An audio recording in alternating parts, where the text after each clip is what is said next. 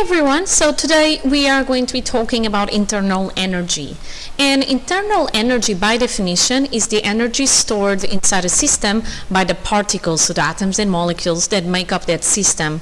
And in terms of calculations or a more mathematical way of seeing internal energy is the sum or the adding of the kinetic energy plus the potential energy of all the particles that make up the system. The kinetic energy has to do with the movement of the particles, and the potential difference has to do with the bonds within the particles, okay? So if you want to increase the internal energy of a system, then there are two ways that you can do it. The internal energy can be increased when you heat up the system. So this is going to increase this part of the formula here, the kinetic energy. If you increase the temperature, the particles are going to move faster or vibrate faster. It depends on the states of matter that you have. And when this is happening, either higher vibration or higher or faster movement, then kinetic energy is being increased, therefore internal energy is being increased. Another way for you to increase the internal energy of a system is by doing work on the system, which really means is by changing state. So work has to be done to break the bonds between the molecules or to change the bonds between the molecules, okay? So that means that you're increasing this part of the equation, okay? So if you increase this part, overall the internal energy increases, okay? Also, most of the materials expand, so work has to be done against the external forces when the materials are expanding as they get heated up, okay? And this is doing work on the system. So increasing the internal energy can be done by increasing the kinetic energy, which you easily get by increasing the temperature of the substance, or by changing the state of the substance, melting or boiling, because here you have the potential energy to be increased, which has to do with the breaking and making and changing the bonds. And finally, when the materials expand, which is something that happens when you heat them up, also work has to be done against the external forces. Now, do not forget what I told you in the last video. When the material is changing state, or the substance is changing state, there is no increase in the internal energy, so the temperature stays the same.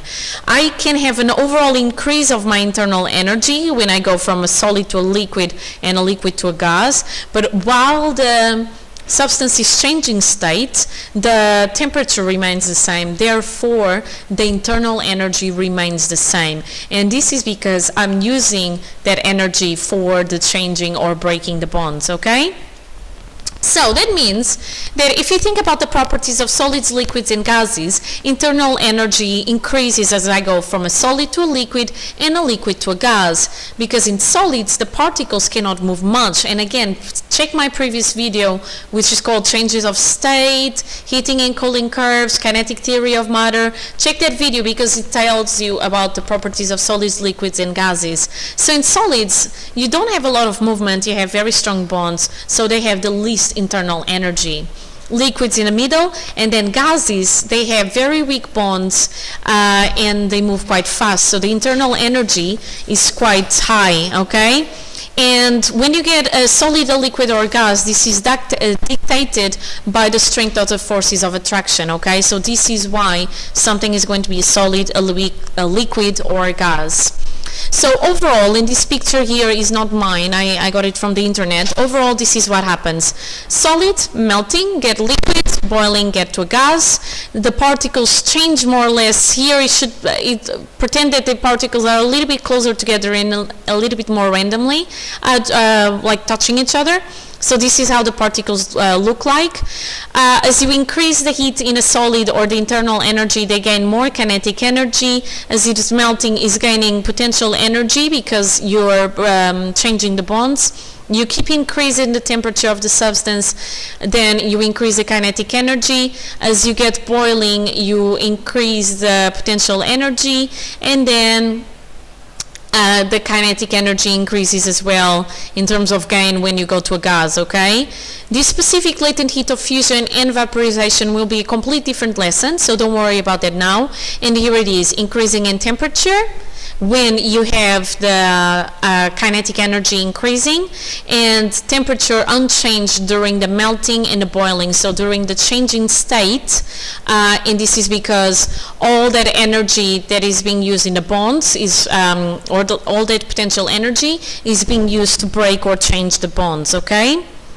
Now, also to do with internal energy, but not so much in changing states, there is also this thing called the thermal equilibrium, where if you have a substance with a certain temperature, and you put it in a room, for example, so either something that is very cold or something that is very hot, you know that after a certain amount of time, depending or independently of the initial temperature, over a certain amount of time, is going to start to get gradually into a temperature that is closer to the temperature of the room, where you have 30 degrees here in this example, okay? So slowly you're going to go towards thermal equilibrium. Okay, and the same happens when you have two substances like A and B, different temperatures. A is hotter than B, you put them together.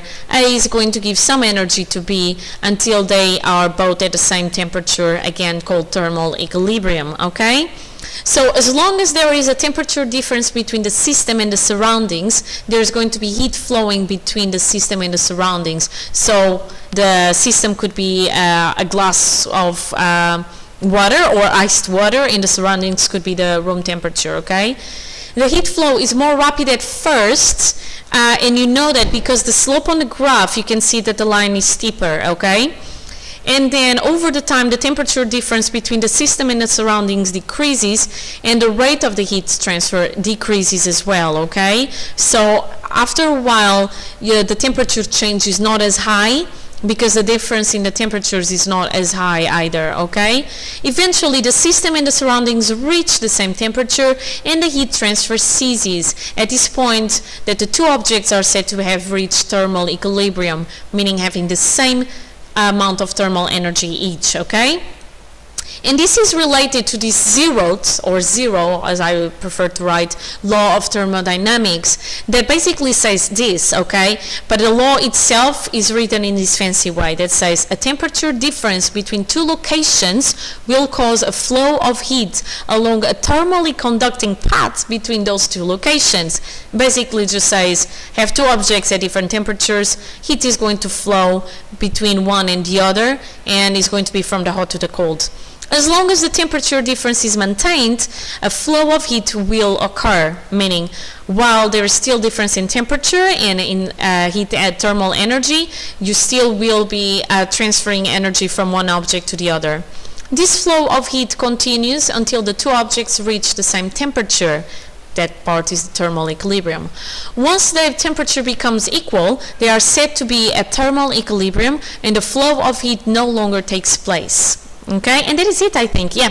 And that is it for today. So you learn about internal energy, and then I related a little bit with thermodynamics also in terms of how fast things, the rate of heat transfer in between different objects, and again, to thermodynamics. Up to my next video.